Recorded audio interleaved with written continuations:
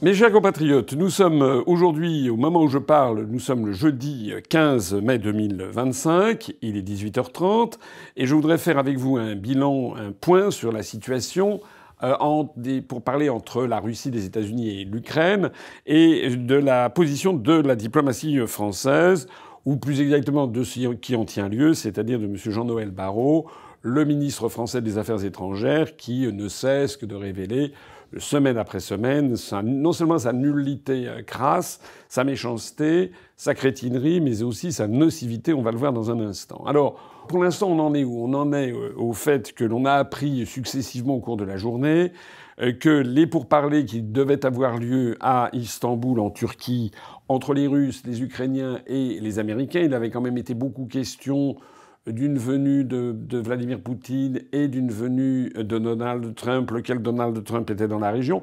On m'a d'ailleurs interrogé hier lors du direct là-dessus, c'est ce que j'en étais resté un petit peu là, ainsi que de la venue de Zelensky, puisque force était de constater, quand on regardait ce qui se passait, le ballet diplomatique, comme on dit, que Zelensky, celui qui est l'usurpateur en fait, qui se maintient à la présidence de l'Ukraine en ayant outrepassé son mandat constitutionnel depuis plus d'un an et restant accroché à son poste et en ayant supprimé toutes les élections. Donc Vladimir Zelensky, qui fait fonction de président de l'Ukraine, est en Turquie. Donald Trump a été aux Émirats arabes unis, à l'Émirat du Qatar, dans le Royaume d'Arabie Saoudite et je crois au Bahreïn, et donc il était dans la région, il doit passer éventuellement en Turquie. Et donc tout le monde se disait, il n'y a plus que Poutine et on pourrait avoir un sommet avec les États-Unis, Trump, Poutine, et puis Zelensky qui écoutera à quelle sauce il va être mangé par un accord des deux. Sauf que c'est pas comme ça que ça s'est passé. On a appris au cours de la journée que Vladimir Poutine ne viendrait pas, qu'il se ferait représenter par, si j'ai bien compris, par le ministre des Affaires étrangères Sergueï Lavrov, que Trump ne viendrait pas non plus. Zelensky lui-même a fait savoir qu'il n'y serait pas. Il est en Turquie, mais il n'ira pas à ces négociations.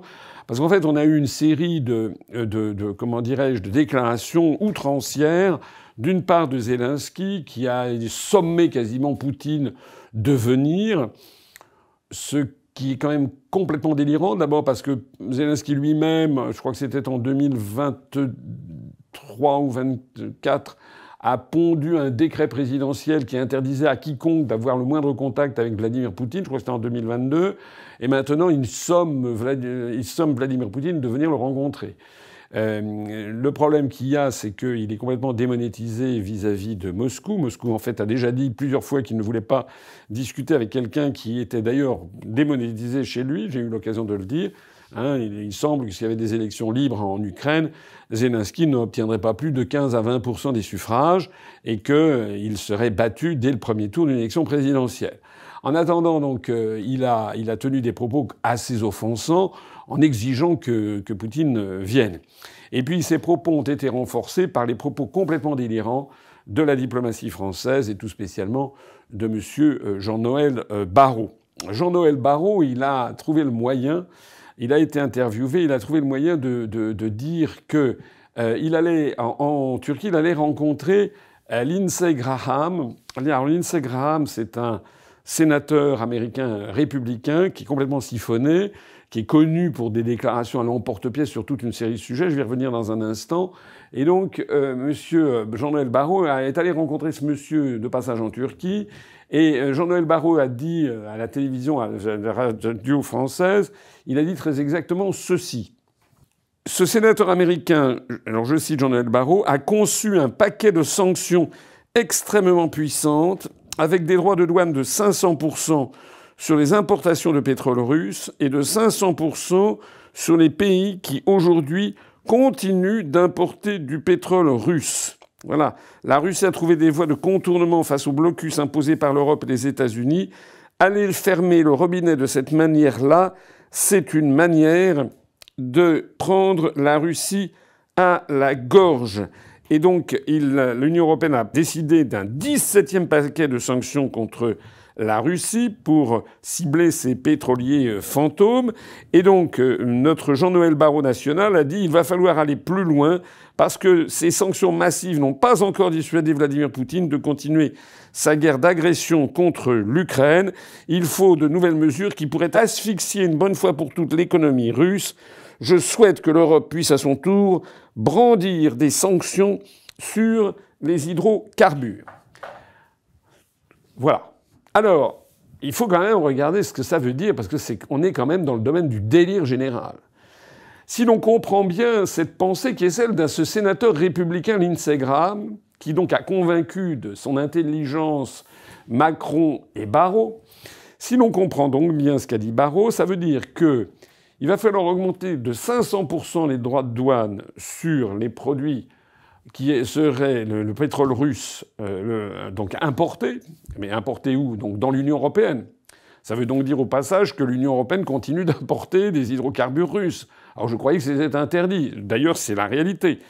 La plupart, il y a beaucoup de pays de l'Union européenne qui continuent d'importer des hydrocarbures, au premier rang desquels la France, d'ailleurs, soit dit en passant, parce que ça fait partie de tout ce caché-montré. Hein, ça fait partie de tous ces mensonges éhontés. Mais si on va plus loin, il s'agit de punir de 500% les importations provenant de pays qui eux aussi achèteraient du pétrole russe, pour donc les dissuader d'acheter du pétrole russe. C'est ça que ça veut dire. C'est super intelligent. Ça veut donc dire que, par exemple, comme vous savez que la Russie a complètement réorienté son commerce extérieur, et au lieu de vendre vers l'Occident, notamment des hydrocarbures dont le volume a quand même effectivement beaucoup diminué, même si ça continue, il continue à en vendre, la Russie vend de plus en plus de pétrole à l'Inde notamment ou à la Chine par une réorientation de son commerce. Donc, si l'on comprend bien ce génie qu'est Jean-Noël Barrot, il va falloir appliquer une augmentation de 500% sur les importations chinoises pour punir la Chine parce qu'elle achète du pétrole russe. Mais, monsieur Jean-Noël Barrot, si on augmente de 500% les importations en provenance de Chine ou en provenance de l'Inde, est-ce que vous avez imaginé, il y a les deux conséquences que ça va avoir. La première conséquence, c'est qu'il va y avoir le prix des ordinateurs, le prix des téléphones portables importés en France, et beaucoup sont fabriqués en Chine, va exploser. Et le problème, c'est que on fait comment vis-à-vis de la colère des consommateurs? C'est exactement ce qui s'est passé aux États-Unis il y a quelques semaines. C'est-à-dire que M. Barrot et M. Macron n'ouvrent même pas les journaux, semble-t-il.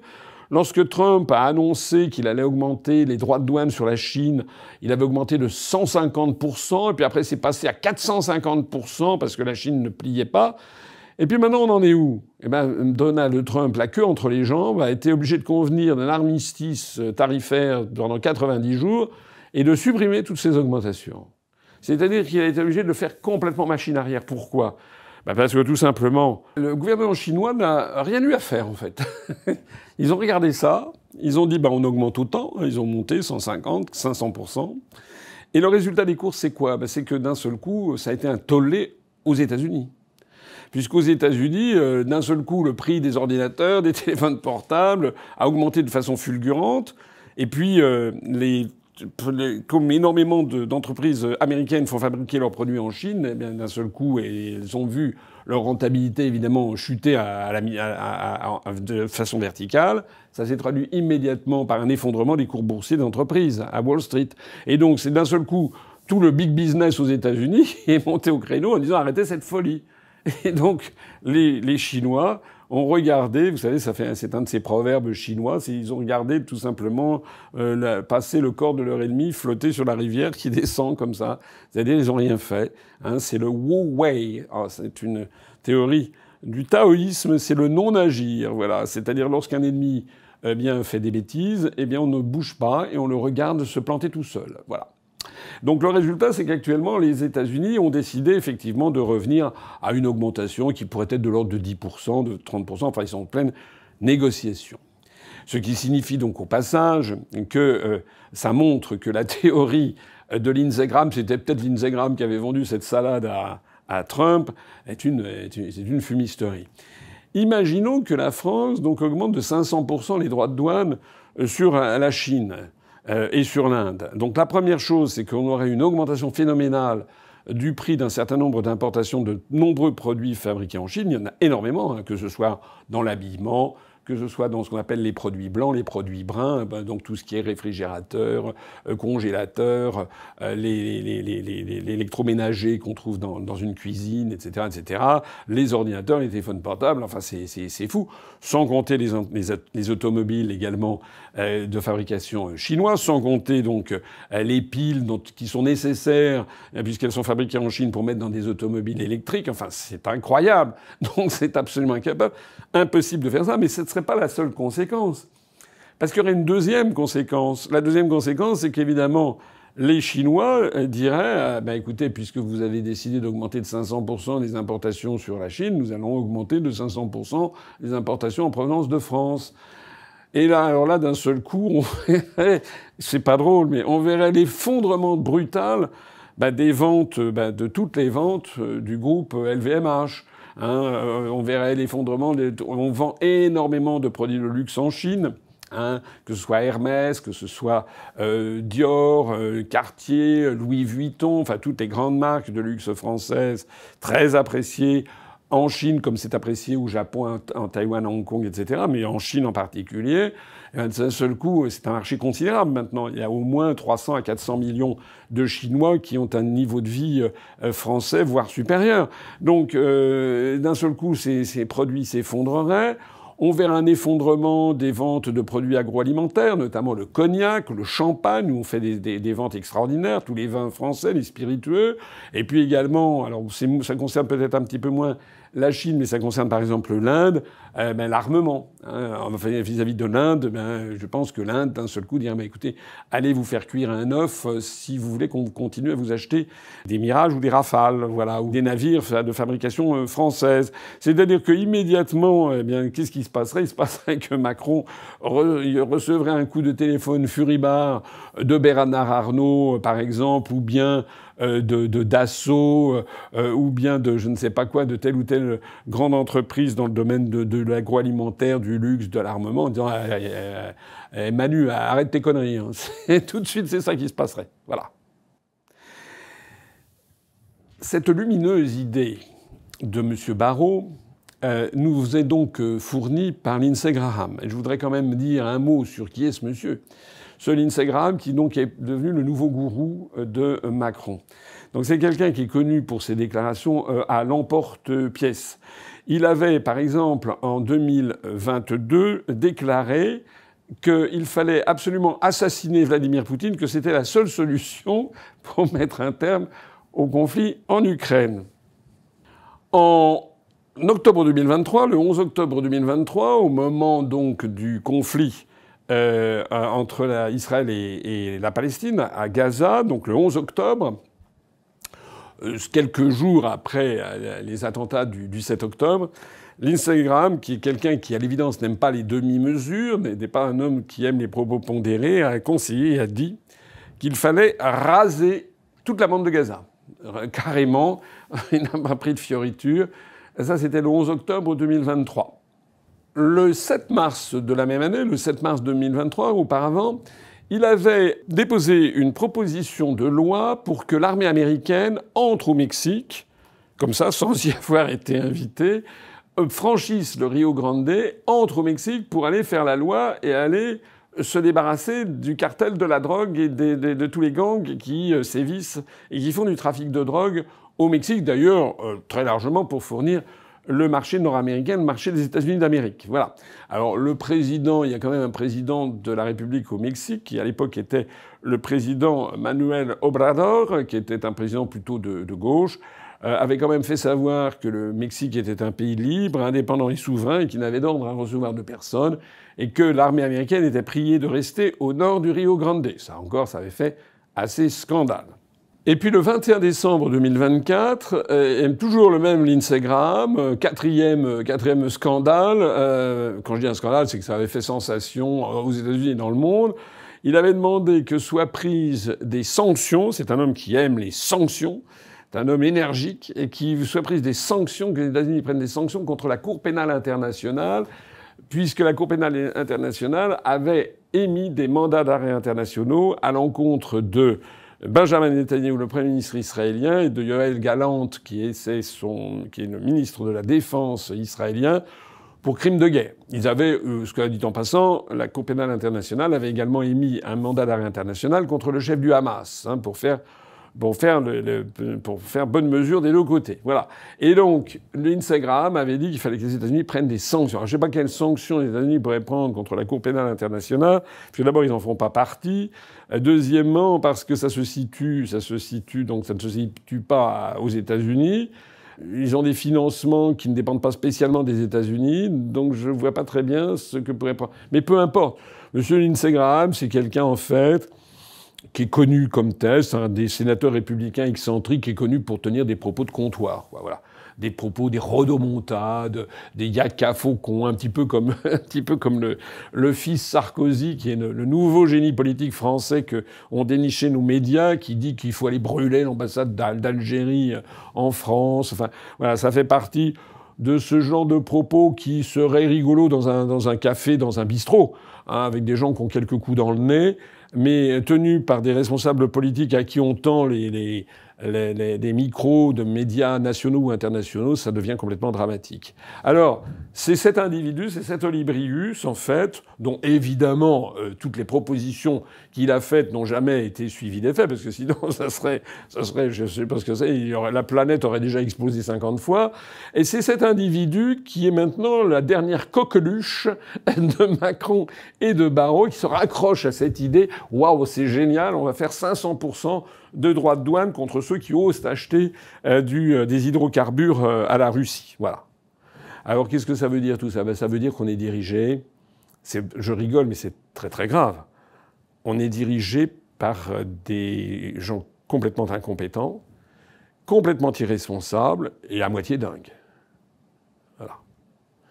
Il s'agit quand même de la guerre avec la première puissance nucléaire mondiale. Lorsque M. Jean-Noël Barrot dit que la France va prendre et faire prendre par l'Union européenne des sanctions dévastatrices contre la Russie pour prendre la Russie à la gorge, M. Barrot montre dans cette simple déclaration, premièrement, qu'il n'a rien compris à l'histoire, ni l'histoire ancienne, sur l'histoire de la Russie, avec un peuple qui peut endurer toute l'histoire de la Russie de tout temps, a montré que le peuple russe ne s'est jamais laissé envahir, préfère mourir sur place par 25 millions de personnes, comme ça a été le cas avec Hitler, plutôt que de céder son indépendance et sa souveraineté nationale. Donc M. Jean-Noël Barrot n'a aucune idée de la détermination absolue du peuple russe à obtenir justice. M. Jean-Noël Barrot ne connaît pas non plus l'histoire récente. Il raconte cette blague, cette farce des néoconservateurs américains selon laquelle ce serait la Russie qui aurait agressé l'Ukraine. Mais ça n'est pas parce que M. Macron, M. Starmer, M. Merz, les trois toxicomanes du train de la drogue, M. Barrot, ce n'est pas parce que ces gens-là ressassent ça sans arrêt que ça en fait une vérité. Ça, le croire, c'est avoir un raisonnement à la Goebbels. Vous savez, c'est-à-dire les nazis disaient qu'un mensonge répété 10 fois restait un mensonge, répété 10 000 fois devenait une vérité, à force de mettre ça dans la tête des gens. Eh bien non, Monsieur Barrot, vous aurez beau le répéter 50 millions de fois, ça ne changera pas que ce n'est pas la Russie qui a agressé l'Ukraine, c'est d'abord l'OTAN qui a agressé la Russie. C'est l'OTAN qui a entouré la Russie d'un très grand nombre de bases militaires depuis des années. C'est l'OTAN qui, progressivement, contrairement aux engagements les plus solennels qu'avait pris le président George Herbert Bush vis-à-vis de Gorbatchev, qui n'a cessé de faire entrer dans l'OTAN le maximum de pays pour se rapprocher de la frontière russe. Et le dernier truc en date, c'était l'Ukraine, pour qu'ensuite, après ça, eh bien, il commence à dépecer la Russie avec un plan très construit, très prémédité, que j'ai eu l'occasion de présenter, notamment au dialogue franco-russe. Je vous renvoie à cette vidéo. C'est pas des racontars, c'est pas du complotisme, c'est sourcé aux meilleures sources, c'est-à-dire avec des journaux de Kiev, avec la participation d'officiels américains et avec les déclarations de Mme Victoria Nuland, à l'époque sous-secrétaire d'État américaine, qui expliquait qu'il fallait dépecer la Russie en une quinzaine d'États. Donc, M. Barrot, vous racontez des sornettes, mais le problème, c'est que ce que vous dites peut impressionner des Français qui ne suivent pas bien l'actualité. Ça, c'est malheureusement parce que c'est votre privilège de censurer toute parole contraire et de mentir aux Français pour les entraîner dans le mensonge. Mais ce que vous dites n'a aucun impact sur ce que pense le peuple russe, ni ce que pense une grande partie de la population planétaire. Donc M. Jean-Noël Barrot, il a prouvé par cette déclaration qu'il ne connaît ni l'histoire ancienne, ni l'histoire récente. Il ne connaît pas non plus, ou fait semblant de ne pas connaître, la situation sur le terrain. Actuellement, sur le terrain, les Russes ont commencé, semble-t-il, leur offensive d'été. Ils grignotent de plus en plus... Tous les jours, on n'en parle pas dans la presse mainstream, mais tous les jours, ils grignotent un village par-ci, un village par-là. L'Ukraine est en fait au bord de l'effondrement militaire. Et c'est d'ailleurs la raison pour laquelle Macron, Starmer, le trio de choc du train pour Kiev, ils exigent à ce point qu'il y ait un cessez-le-feu pendant 30 jours. Pourquoi 30 jours ? Pourquoi ils en font une maladie ? Parce qu'ils savent que peut-être qu'au cours des 30 jours qui viennent, l'Ukraine va s'effondrer. Et donc il faut 30 jours de répit pour réarmer l'Ukraine. Ben, évidemment, le problème de Macron, c'est qu'il prend toujours les autres pour des cons, quoi. Enfin, il faudrait que Macron il comprenne qu'en Russie, il y a un chef d'État qui est autrement plus malin que lui, qu'il y a des dirigeants qui sont autrement plus intelligents que les ministres dont il s'est entouré, et qu'il y a des chefs militaires qui réfléchissent à toutes les stratégies. Et n'oubliez pas que les Russes sont connus pour être des champions de jeu d'échecs. Et donc, là, il est évident que jamais ils vont tomber dans le panneau. Enfin, c'est gros comme une maison. Un enfant de 6 ans aurait compris et que ça marche pas comme ça. Voilà. Hein, on ne dicte pas. La personne qui est en train d'être complètement submergée sur le terrain ne dicte pas ses conditions à celui qui est en train de gagner la guerre. Mais M. Barrot ne montre pas seulement son ignorance de tous ces sujets, il montre également son ignorance complète du succès qu'a rencontré la Russie dans la réorientation de ses échanges commerciaux et économiques. Parce que toute l'idée de départ, qui était celle de M. Bruno Le Maire, cet auteur prolifique de récits et de romans pornographiques, à ses heures perdues, M. Bruno Le Maire, rappelez-vous, avait dit qu'il allait mettre la Russie à genoux. Parce que M. Bruno Le Maire pensait qu'il allait suffire que les Occidentaux coupent le réseau SWIFT pour les échanges interbancaires et puis prennent quelques sanctions commerciales pour que d'un seul coup la Russie demande pitié, grâce. Alors déjà, j'ai expliqué que même si ça avait fonctionné, la Russie n'aurait jamais demandé pitié et grâce. Voilà. Le peuple russe est connu, c'est un des peuples les plus endurants du monde. C'est un des peuples qui peut endurer des situations absolument extrêmes pour sauver la Sainte Russie. Donc jamais ça n'aurait marché. Mais en plus de ça, ça n'a pas fonctionné. Parce que tout simplement, les Russes sont un peuple très industrieux, mine de rien, veulent défendre leur pays, et ils ont extraordinairement bien réussi la réorientation de leurs échanges.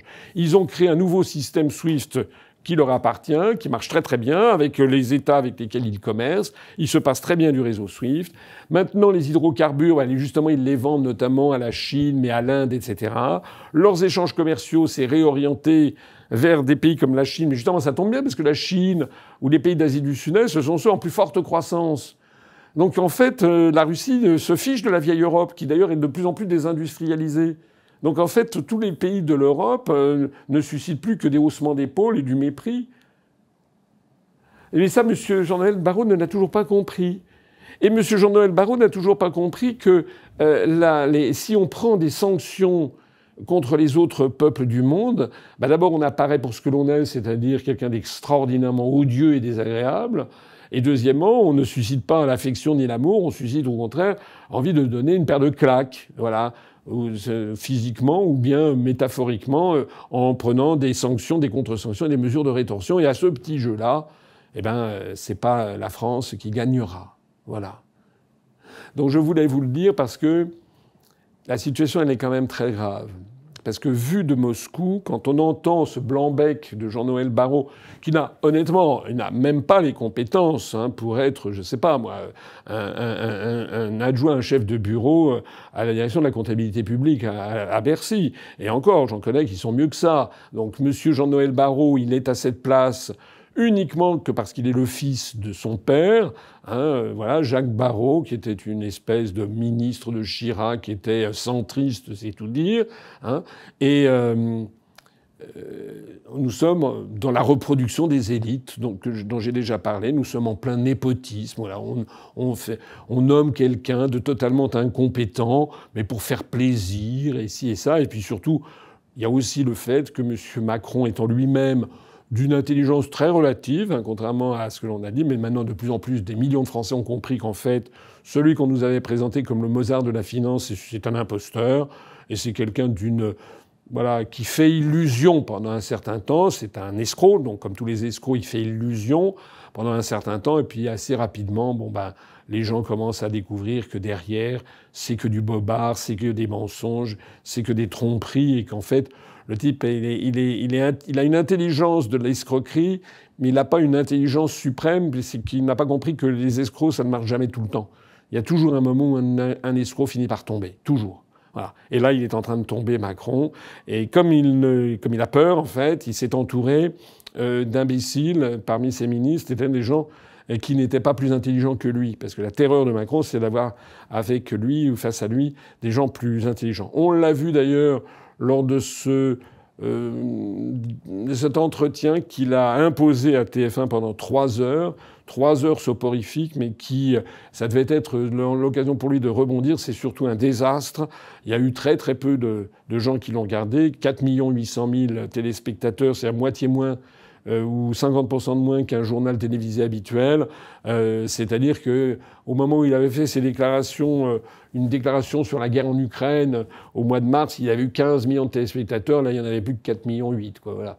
C'est-à-dire que vous regardez autour de vous, tout le monde le sait bien, plus personne, enfin pas plus personne, mais très peu de gens peuvent encore regarder Macron et l'écouter réellement, tellement on voit qu'il est angoissé, qu'il a peur, qu'il est nul, qu'il ment constamment. Et là, il a eu sur cette émission à TF1 quand même, il a eu du fil à retordre parce que Madame Agnès Molinier lui a mis face à lui donc le bilan de l'endettement de la France parce qu'il y a eu un micro-trottoir où TF1 a sélectionné des Français qui n'y sont pas allés par 4 chemins pour décrire la situation de la France. M. Macron est en pleine perdition. Jean-Noël Barrot, n'en parlons même pas.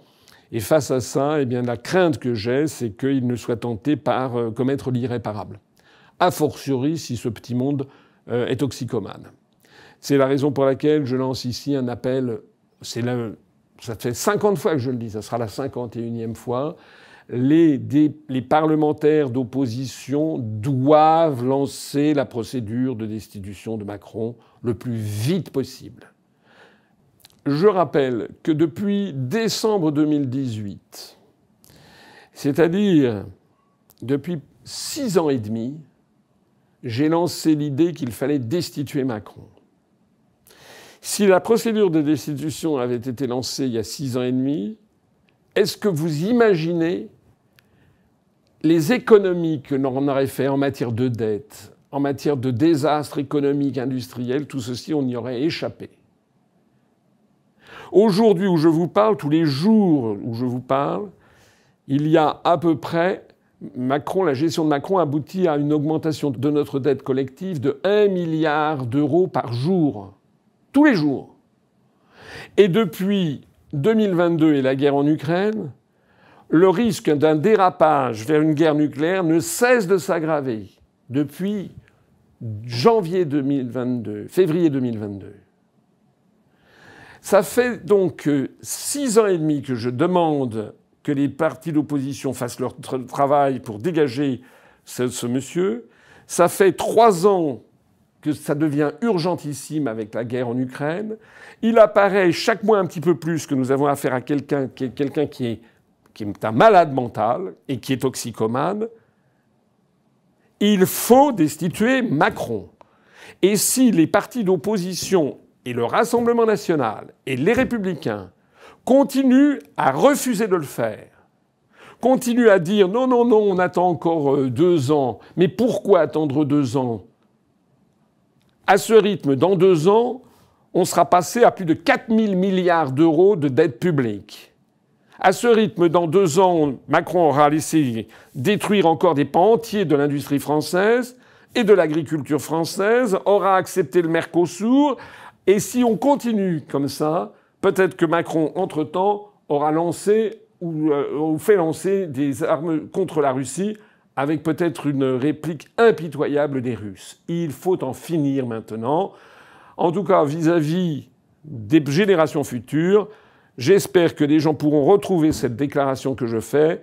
Il faut en finir avec Macron. Il faut destituer Macron. J'appelle ici tous les Français qui me regardent à réexpédier leur carte d'adhérent du RN ou de LR et accessoirement du Parti socialiste, quoique le Parti socialiste, je crois, avait voté la procédure de destitution. Il faut que le Rassemblement national lance la procédure de destitution avec l'opposition. Est-ce que c'est clair ou est-ce que c'est pas clair?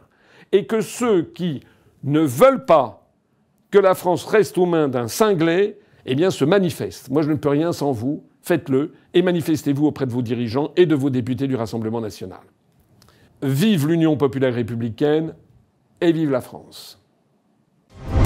Merci de soutenir l'UPR pour continuer le travail d'émancipation entrepris depuis 18 ans par François Asselineau. Vos dons sont essentiels, votre mobilisation aussi.